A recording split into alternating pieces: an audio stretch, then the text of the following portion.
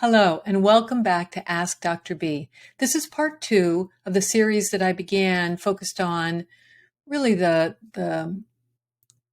not so much the trial of Johnny Depp and Amber Heard, but what I hope is one of these opportunities to think about and to talk about, to support each other around this issue of destructive, unhealthy, toxic relationships. In the first video, I talked a lot about how we might find ourselves in them, why we might stay in them, what makes us vulnerable. In this video, I want to talk about how to get out of them, what we can do when we find ourselves in a relationship that we recognize to be unhealthy, destructive, toxic. As I mentioned before, soon I'm going to be doing an entire series on domestic violence. And if this relationship that you're in now falls in that category, that there is violence, physical violence, emotional abuse, physical abuse, sexual violence, then there are some resources listed below from this video, for this video, that I hope you take a look at. So right now, I'm focusing more on extricating yourself from an emotionally unhealthy, destructive relationship. They can be equally as dangerous as I talked about in the prior video. So what do you need to do? You want to leave. Maybe you've tried before. First and foremost, recognize how difficult this is. If you could easily walk away just because intellectually you know it's unhealthy, you would have done it before. It's difficult to overcome these powerful emotions. It's difficult when we feel like we've got someone really giving us messages about ourselves or themselves that are very difficult for us to walk away from. It's difficult to let go of the hope of something that we thought could be so wonderful, so good for us, to give that up, to accept that it can't be. Sometimes we get very distressed. We feel like, we failed, but a relationship, it's complicated at best. And it's important to recognize when something that you're in is just unhealthy. And then you can heal and you can sort that all out and you can learn from it. And you can use this experience to have healthier and better relationships. So be gentle with yourself, recognize how hard it is, be honest with yourself. You got to be honest with yourself about what it is, what it isn't, what you've seen in terms of patterns repeating, their patterns, your patterns, how it doesn't fit together in a way that is sustainable in any healthy way. Be honest with others. You may feel like you can't share with anyone what you're going through, or maybe you feel like some of your friends or family, they've seen it maybe before you. That's okay. It's easier to see things in others than it is in ourselves. But people who care about you, they'll want to be there for you. And especially if you are saying, I need to get out of this and I want your help. So be honest with yourself, be honest with others, as hard as that may be. Develop a plan. Decide, sort out, with others, with yourself, what you need to do to get out of this relationship. If you're living with the person, then obviously that's more complicated than if it's just someone that you're dating. Regardless, develop a plan. You have, again, the opportunity to work with people, family, friends. You can also seek professional help. You can work with a counselor or a therapist.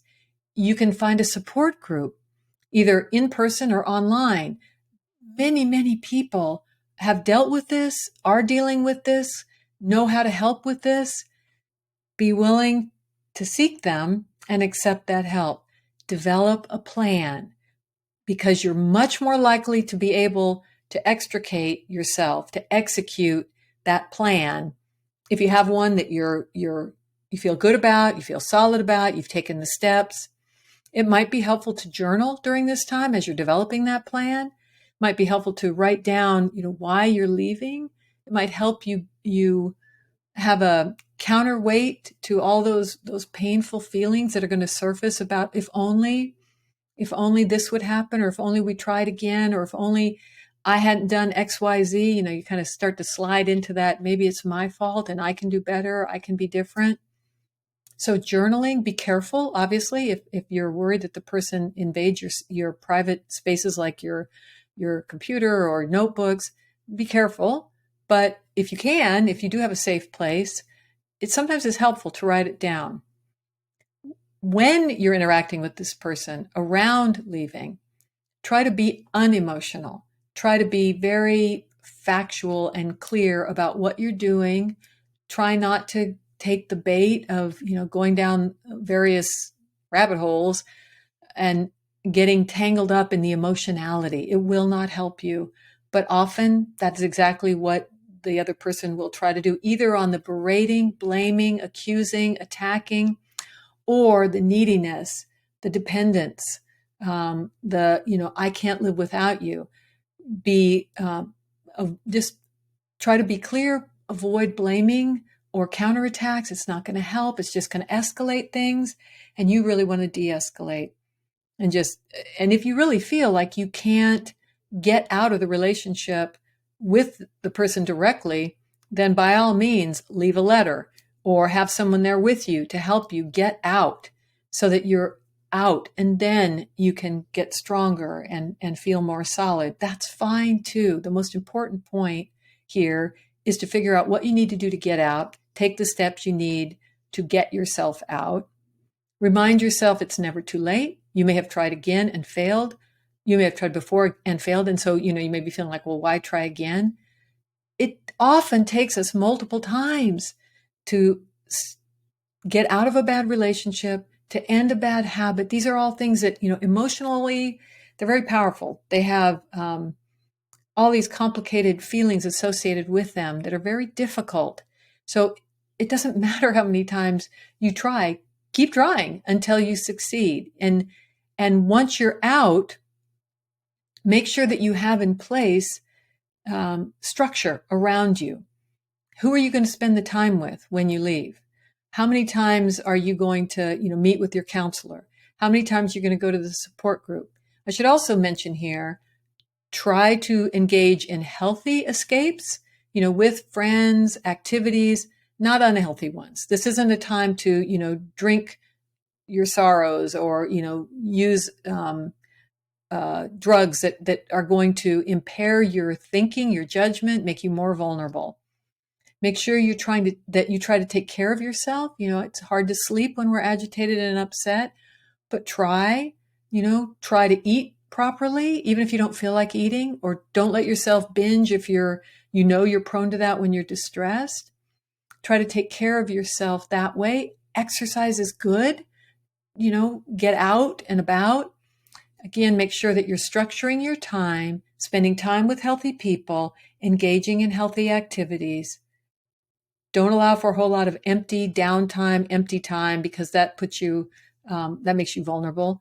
If you can, you may need to block this person from your phone, your text, social media. And if you feel obviously that you're in danger or there's a threat to you, take the proper steps. As I said, I've got some resources focused on domestic violence here too. If you feel that, if you're worried about that, pay attention to that, tune into that, listen to that. You deserve to be in a healthy relationship. We all deserve that. We deserve to be treated with respect, with dignity, with kindness. Relationships succeed. Sometimes they fail. That's part of being human. No one deserves mistreatment, abuse, degradation. And it's hard. It's hard to get out of unhealthy relationships. So be patient with yourself. Reach out for help. You deserve that. Thank you all for watching. Thank you for sharing this video and others that you feel might be helpful to others.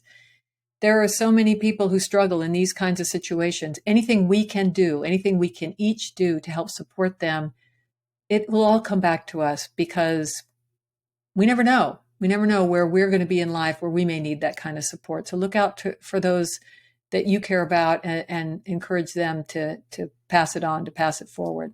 Thank you so much. Take care.